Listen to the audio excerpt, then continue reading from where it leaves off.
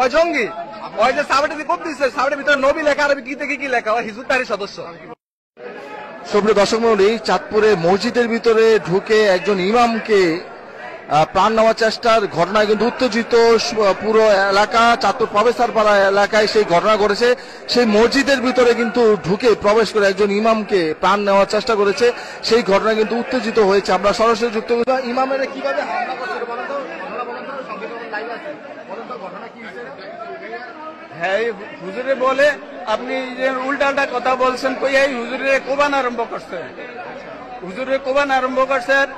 এই ইমাম সবাই ওই লোকটারে ধাক্কা দিছে, আর ওই লোকটা যে ফড়িয়া দৌড়, হুজুরে এনো ফড়িয়া দিছে, রক্তের সব বেরিয়ে গেছে।